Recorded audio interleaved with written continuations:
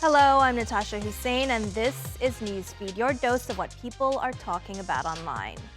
Instagram has been distancing itself from political content and what it calls hard news for a while.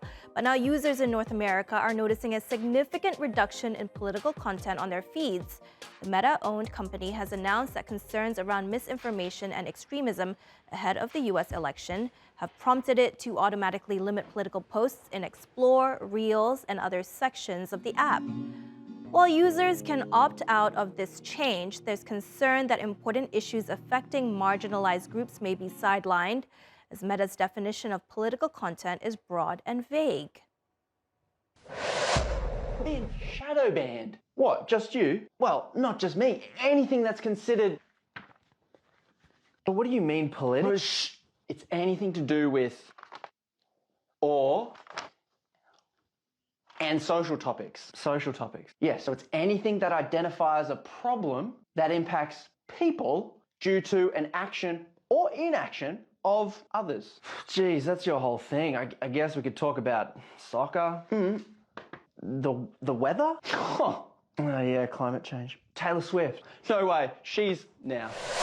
Instagram had already been accused of shadow banning content related to the Gaza crisis, and critics argue that the latest move could further silence pro-Palestine voices. Meta attributed it to a bug and claimed it fixed the glitch, but users continue to report ongoing shadow banning. Palestinian photojournalist Mutaz Aziza, for instance, has had his Facebook account suspended and some of his content has been removed from Instagram. Similarly, Gaza-based journalist Hind Qadari has highlighted the suppression of her content and has urged her followers to keep posting about the crisis. Actress and activist Jamila Jamil has also spoken out about losing followers and experiencing low engagement, suggesting that her account may have been unfollowed or muted without her followers' knowledge. While many activists' accounts, like Sean King's for example, have been banned from Instagram for their pro-Palestine stance. We need to make sure that this conversation stays alive, because this is what Israeli and the West is hoping for this conversation to eventually start fading out so they can continue doing whatever they want. And I understand you, I truly do. Hearing so many of the atrocities being committed against innocent Palestinian people is exhausting mentally. But we need to keep in mind that this is nothing in comparison to what the people of Gaza are going through. Even if we might want to take a break from that, they don't have that privilege. Israelis are still going to be bombing their homes, their cities, and taking away their land. For more on the censorship of pro-Palestinian voices, advocacy and communication expert Mona Shtaya joins us from Ramallah in the West Bank. Now, Mona, 6 months since the Gaza conflict began, why are social media platforms still shadow banning pro-Palestinian voices? Thanks for your question. Just to start, social media platforms didn't show any interest in protecting Palestinian voices since the beginning of the ongoing events in Palestine. And even before that, it has been documented that there is discrimination or discriminatory policies against Palestinians and pro-Palestine or Palestine-related content on social media platforms, more particularly on Meta's platforms. We can see and witness that there is a lot of incitement, hate speech, and violent speech still going on its platforms against Palestinians. The shadow banning is one of many digital rights violations on those platforms that Palestinians and their allies are exposed to, and it's substantially contributing to silence Palestinian voices and to only have one narrative or mono-narrative on the platforms, which is the Israeli narrative that is normalizing anti-Palestinian racism globally. Do you see a double standard online? Is pro-Israel content being silenced too? So far, we have seen the incitement from the Israeli side staying online.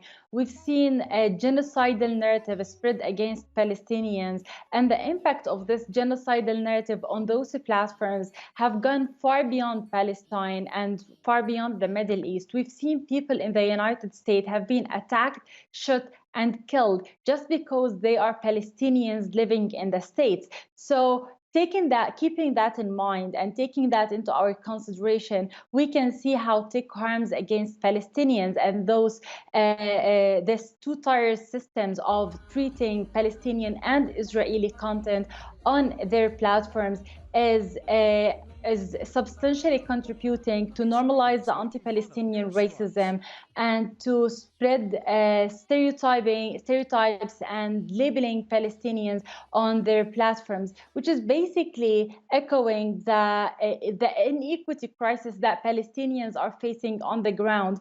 I understand that your own social media accounts were shadow banned too.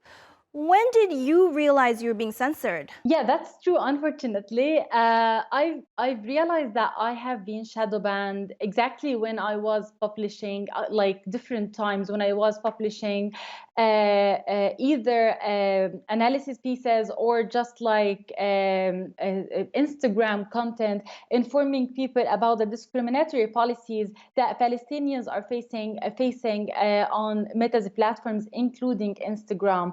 And how also those platforms are substantially contributing to normalize anti-Palestinian racism.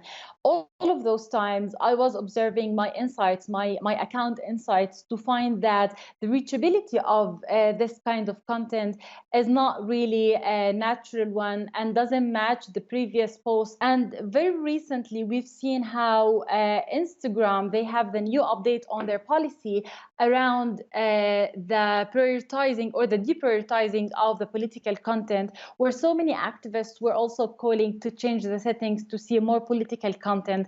Such kind of measures and such kind of policy changes in this sensitive time is definitely alarming and is definitely contributing to increase or to deprioritize the Palestinian content, and under the claim of those like substantial policy changes for the platform itself in general.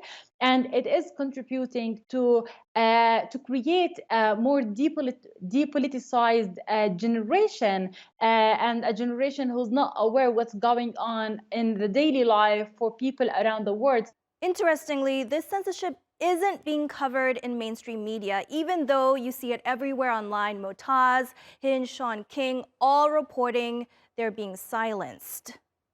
Yeah, unfortunately, the mainstream media is also sometimes echoing what's going on the social media, including some of the disinformation that has been spread on the social media platforms. Since the beginning, or since October 7th, we've been witnessing a lot of disinformation about what's going on in Gaza. We've seen a lot of misleading news that has been went viral on social media platforms, and it was covered by international mainstream media without any investigation. And even after after the debunk of those misleading news, unfortunately, social media platforms didn't take any retroactive measures to take down that content, so their platforms would be clean from misleading news, but rather they kept that online. Thank you, Mona, for joining us on Newsfeed today. Thank you so much. Staying with the conflict, there's been a surge of GPS spoofing along Israel's borders. Israel has admitted that it's deliberately tampering with GPS signals to confuse Hamas rockets from Gaza and possible missiles from Hezbollah in Lebanon.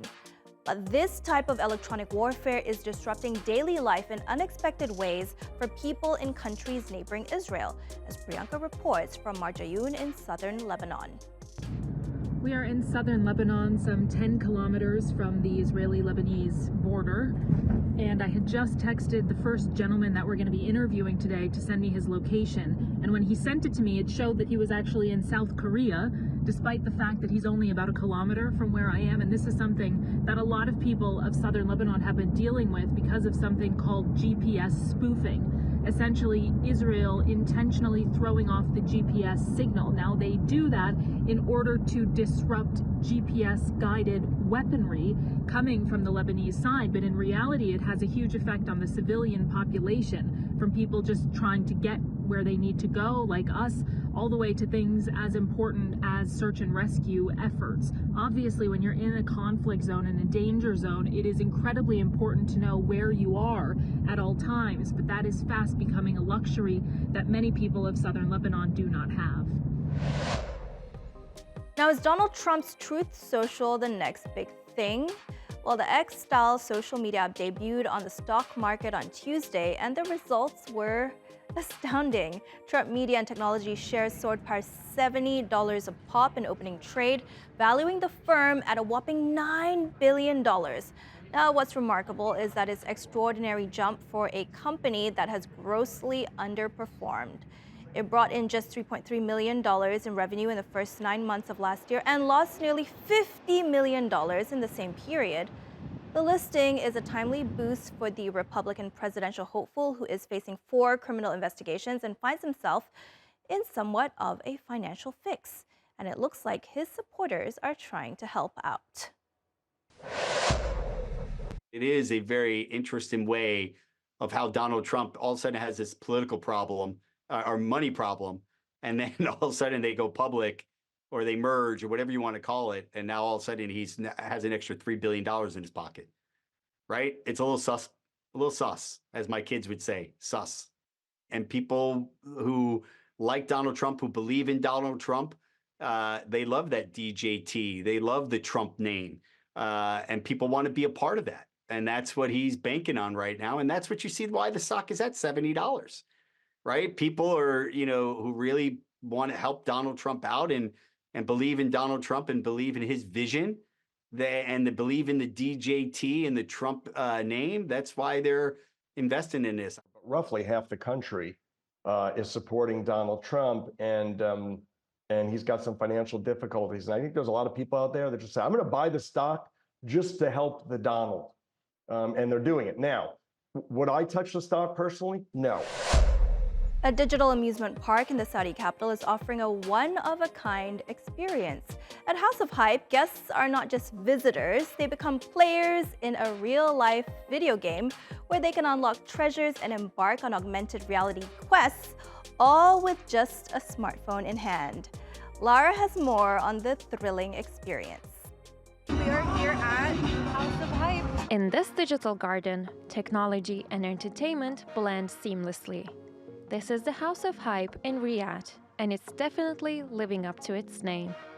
This fusion of technology, AI, and theme park magic is the largest of its kind, merging the real world with virtual reality. We like to call it a wonderverse. We're trying to get the most out of the creative people in the industry. Using the park's mobile app, visitors play the park like a video game.